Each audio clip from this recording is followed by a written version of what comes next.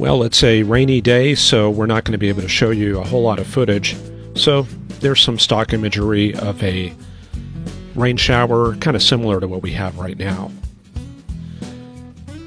Some events going on there in Washington, D.C. I'm not going to comment on those, but you can see that they're under that northwesterly flow. Had kind of a stagnant air mass in that part of the country, and it looks like it's being refreshed by some more cold air coming out of Ontario and Quebec. So it's going to stay kind of cold in that part of the country. Down to the south, we've got a Pacific system crossing through Texas that's producing some of the showers that we're seeing here. And you can see this narrow warm wedge coming up from Houston and San Antonio, where temperatures are in the 70s. And look at those dew points, lots of 60s. Further west, we've got a mix of Pacific and Canadian air coming south through West Texas, and then going further to the west. Well, there's our old friend, the Plateau High, settling in once again, and that represents a large dome of cold air that's kind of anchored in the valleys and reinforced by radiational cooling. You can see the temperatures, even at this hour in the afternoon, teens and 20s in the Salt Lake City area. Then just a quick look up to the north. We've dispelled some of that Arctic air. If we outline the minus 30s, we get kind of a pattern, maybe like that right there. So the coldest Arctic air confined to western Baffin Island and that area right around Pelly Bay. The strong gradients starting to disturb that quiet Arctic air and mix it into the upper levels somewhat, also advecting it northward into the Arctic ice pack, and as a result, the temperatures are starting to rise as that warm air advection sets in. And we've got a new frontal system crossing the Northwest Territories, and that'll shake things up a little bit over the next couple days. So supporting a large chunk of Arctic air is going to be difficult for much of this week. There's a satellite loop showing the frontal system moving through Texas, and you can see that curl up there by the Red River where we have the surface low.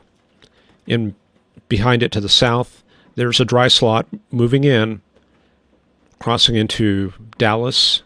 This is all descending air, and if we look at the water vapor imagery, we get some indication of that dry slot there on the backside. But up to the north, looks like we have a upper level low. That's probably going to be a cold core low pressure area. So looking at the GFS initialization, surface low right up there north of Dallas-Fort Worth. Going up to 850 millibars, we find that low in southwest Oklahoma near Duncan. The 700 millibar chart shows one deep low in southern South Dakota, but the one we're concerned about is right here, and that's going to be around the Altus Mangum area. And then going up to 500 millibars, you can see that we translate a little further west, and that puts us around Shamrock, Texas. And then finally at 300 millibars, it looks like our circulation has opened up a little bit, but the strongest vorticity appears to be right there in the Northeast Texas Panhandle. So that right there is a great example of tilt. In other words, the stacking in the vertical tilts towards the cold air in a baroclinic system. So it's not entirely cold core. It is certainly baroclinic, but it likely does have a cold trough associated with it. And we can see that right there on the 500 millibar chart.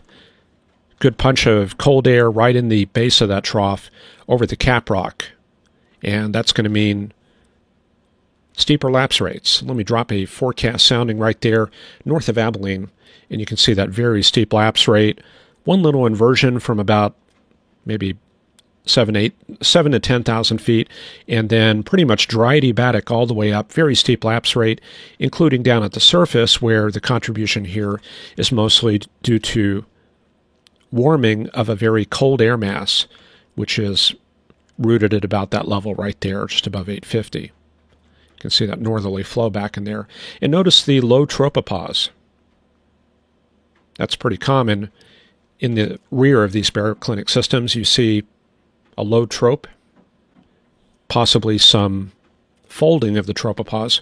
Let me see if we can pick that out. I'm going to try to draw a cross-section along that line. Let's say Denver to Brownsville. And we go to Tropical Tidbits, where they have some good cross-sections, and we draw that line. That'll cut right through the base of that thing. So there's the Jetmax on the south side. This is going to be the cold trough. So there's the Jetmax on the south side going into the page. So that's Brownsville. This is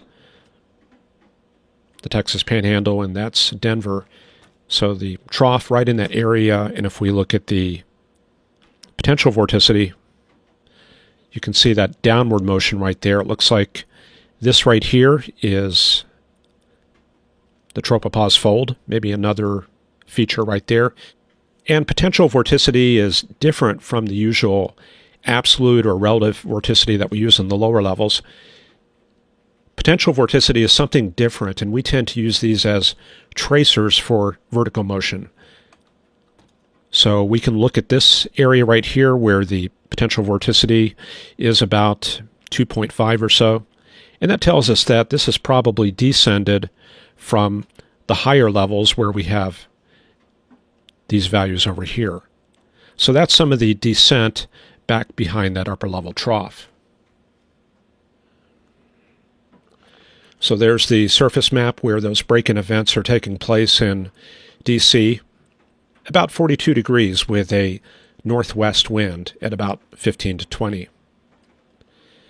And then shifting further south, we get into that high pressure, the ridge, which is centered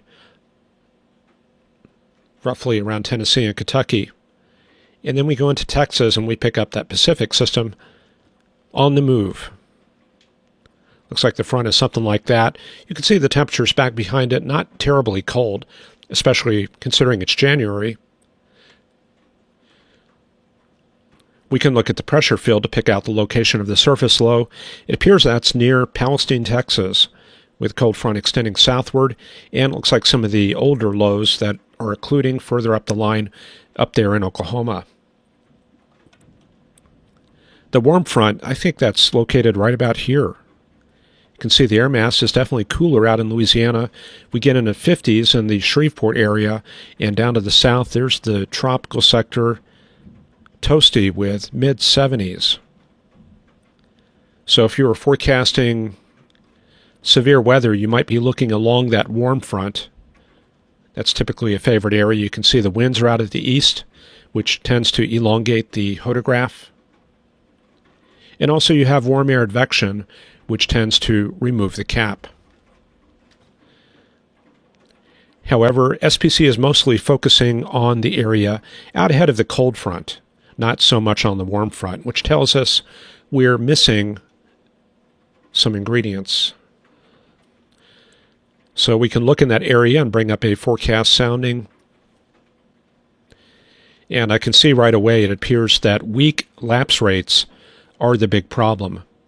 I mean, we do have the shear. You can see the contribution of those easterly winds. We also have bulk shear with 90 knots in the upper levels.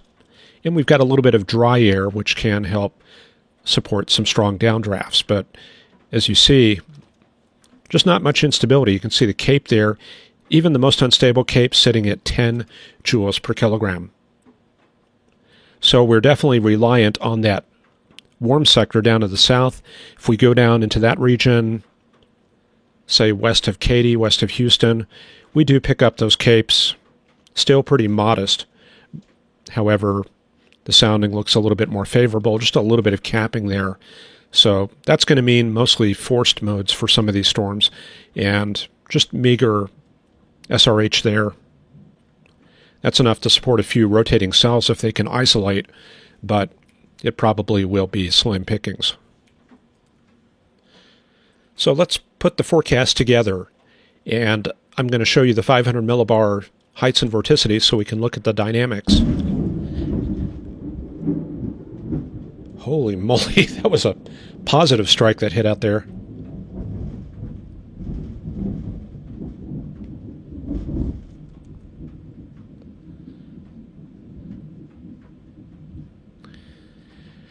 Okay, the 500 heights and vorticity. Yeah, that would have been fun if we were live. Okay. I love the pivotal weather charts because they focus on the negative vorticity, and I think that's very important. A lot of vorticity sites, even at NOAA INCEP, they don't really bring out these negative values, and I think those are just important as the positive vorticity. So let's take a look at how things evolve. There's that slug of energy down there in eastern New Mexico this morning, and then that pulls out into Texas as the day goes on. And you can see by evening it's approaching East Texas. And using that rule of thumb for the troughs and the ridges, see that trough right there and see the ridge, and then using the jet stream position, see that goes like that. That's going to tell us that we're going to find the fronts somewhat like that. This is an approximation. Oh, I lost my cursor. But yeah, it's going to be right down in this area. So we go from that inflection point along the jet to pick out the low pressure center. So everything jives real well. And you can use the reverse of that, trough and the upstream ridge. Pick out the jet. Where's my purple? Yeah, orange will work. Okay, so yeah, there's the jet inflection point right about here, and that's going to correspond to the area of high pressure, anticyclogenesis. So we would expect to find sinking motion and high pressure right around that area too. And just for another example, further upstream right there, inflection point right there, jet is actually a little further north, and that's going to put the low pressure right in that region. And the front's like that. I don't know if that's actually what's happening. Let's see. I'm not sure I found a front in that area. That area is pretty hard to analyze. But, you know, now that we found it on the upper level chart, I might start looking around a little more carefully. So, yeah, there could be a feature kind of in here. Anyway, let's move along and see how things progress over the next couple of days. That barrel of energy, that slug of energy, heads eastward into the southeast U.S. The low closes off. That's part of the occlusion there. And you can see we get into this west-northwesterly flow through the southern U.S. And that brings another wave into New Mexico and Texas by Saturday and Sunday. And we're expecting some snow with that significant lift there, some of the cold air sitting there in place, the adiabatic lift producing some cooling. And then that will move northeastward, and I think we're looking at maybe another storm system up there on the east coast for early next week. And looks like another trough settling in for midweek.